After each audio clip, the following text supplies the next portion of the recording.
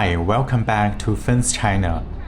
In the last episode, I visited the Hanging Temple, a remarkable structure built more than 1,500 years ago, perched high on a cliff. Walking through it was one of the most intense parts of the journey. It's hard to believe that people have lived and practiced here for so long. But the journey continues. After visiting the Hanging Temple, I returned to the shuttle stop. From there, it's only about a 10-minute ride to Mount Henshan.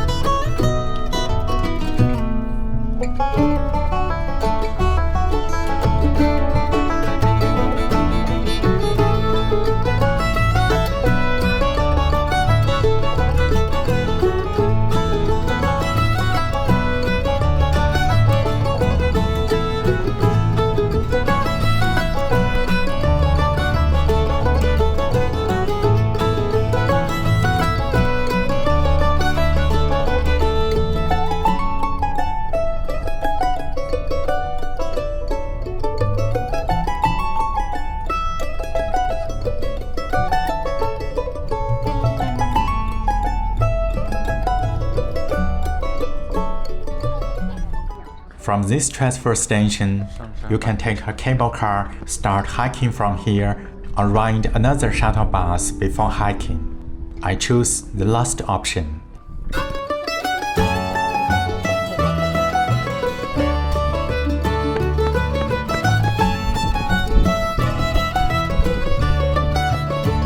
就从这走的话，先走一段公路，我们就上去直接，我就是爬山得多久？好，那行，有场，有场，没人管，走吧。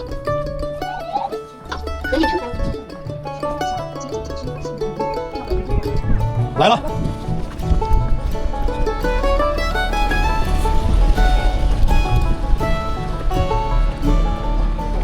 消失那个，先推这几次，无数次。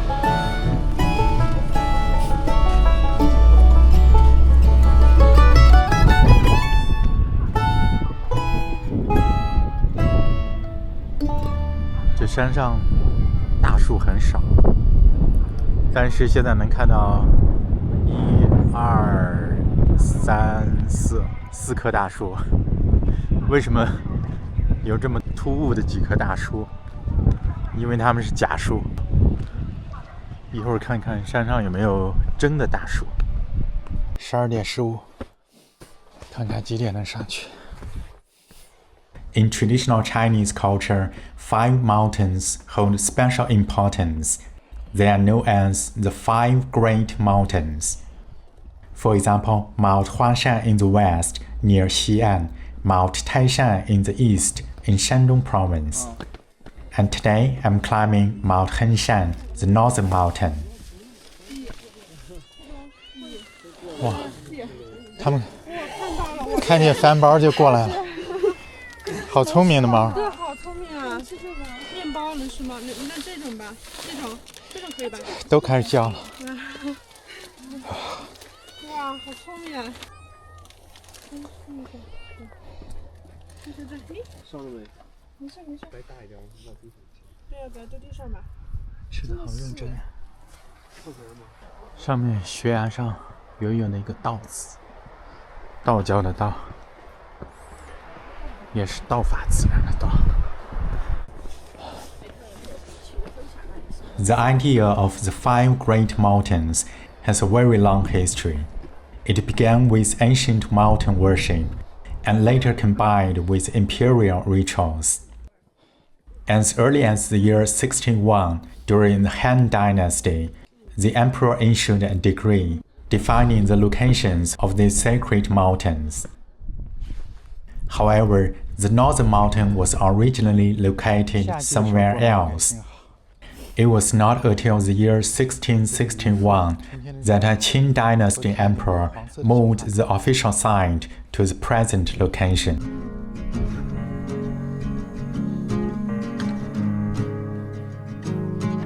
The sunlight dances on the balcony as I wait for thee to come home. 哇，这个树冠非常大。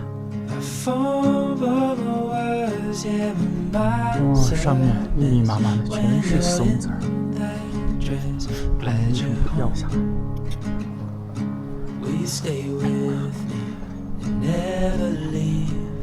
啊，看这么多松子儿，人们甚至给这棵松树起了个名字，叫虎口穴松。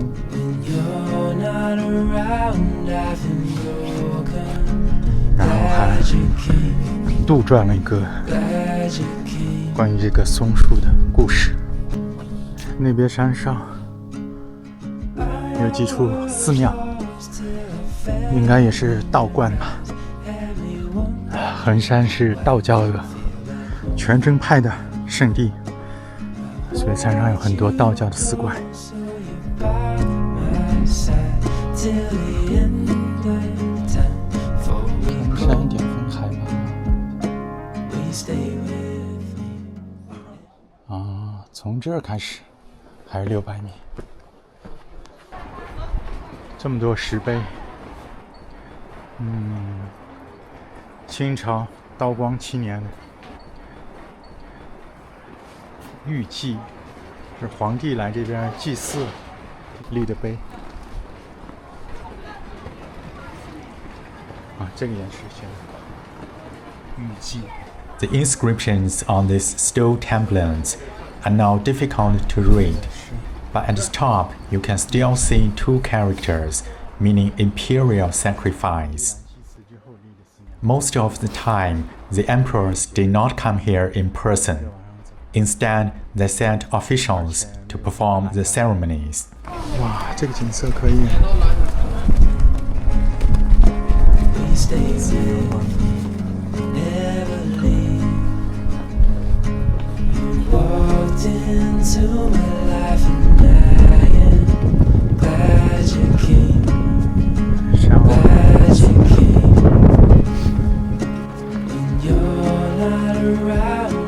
今天能见度不是很高，远处看山都是灰蒙的。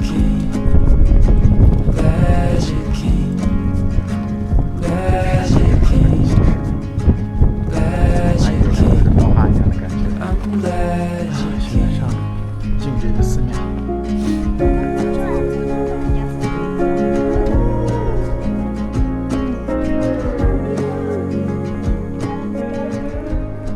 这么陡，没有任何栏杆，挑战一下，走了。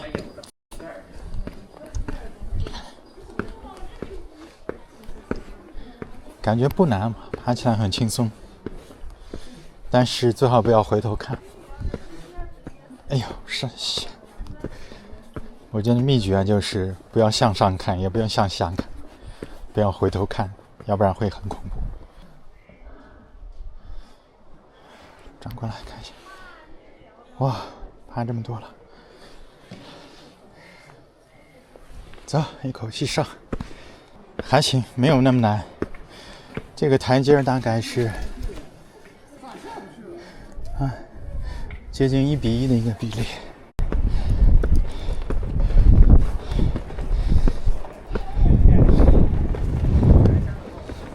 啊，上来了。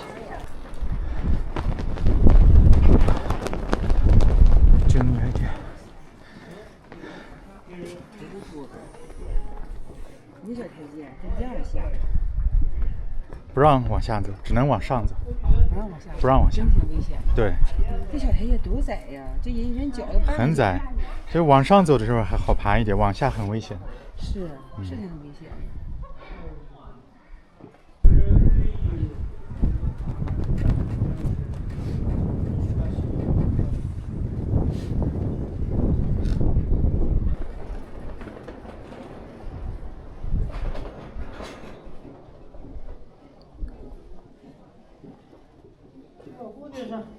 北岳衡山。 After climbing 103 steep steps, I reached the main temple for the mountain rituals.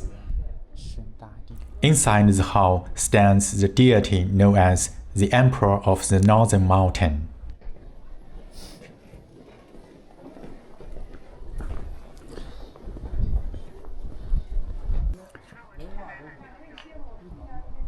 这是个好地方，视野又好又挡风，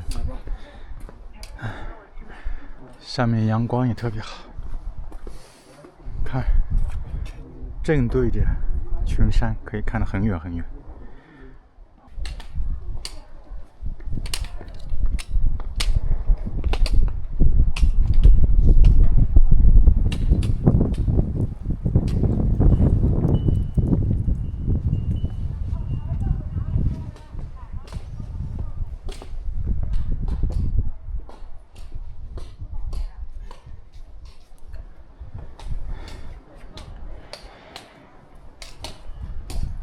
这个店叫会仙府，跟神仙约会的地方。 This place is called Hui Xian Fu. The name literally means a place to meet the immortals. In Taoism, people seek spiritual freedom and a deeper understanding of the natural wonder. They do this through cultivation with the hope of becoming immortals. Since immortals are believed to live in the mountains or high in the heavens, Taoist temples are often built in high places, like those here on Mount Henshan or at the Hanging Temple.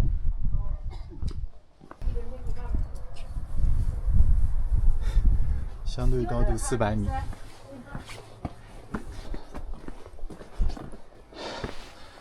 哎，现在开始比前面的难度要高了，上难度了。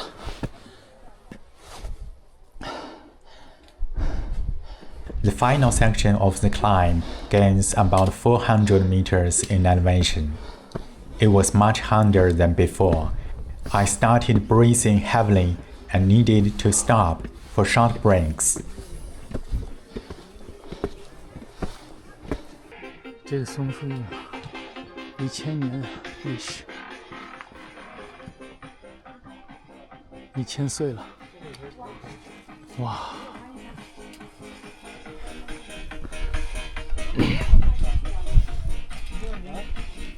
不要让我放下。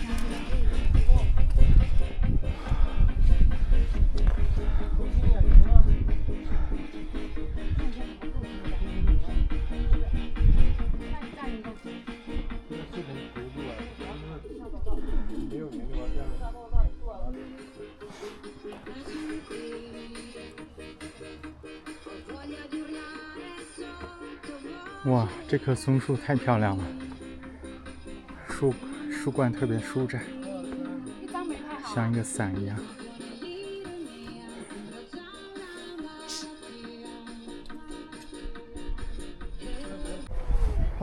这里上来开阔了很多，现在应该是在一个山脊上，这边那个水库跟这边的平原之间，看起来像是有100多米的高差。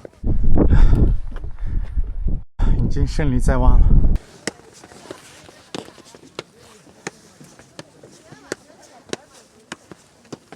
哎呀，上来了。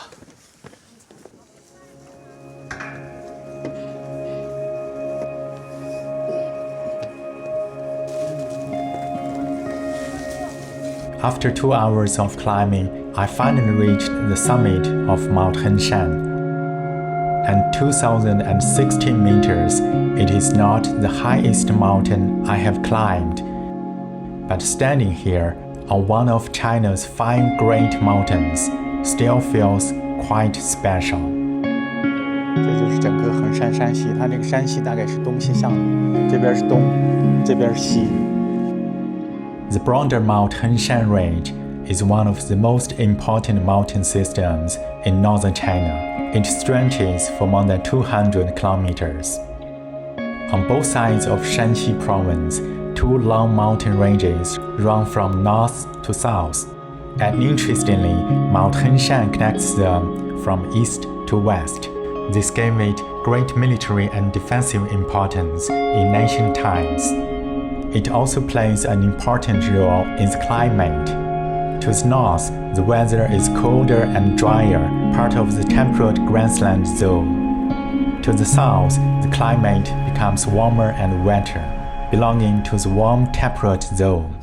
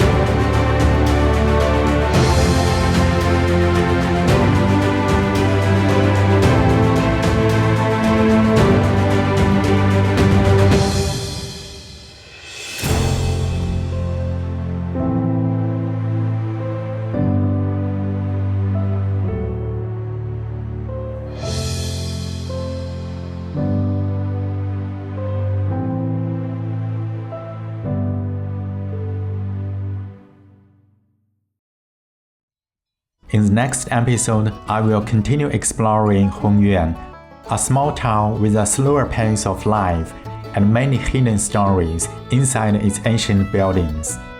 Thank you for watching, and if you'd like to continue this journey with me, please consider subscribing to the channel.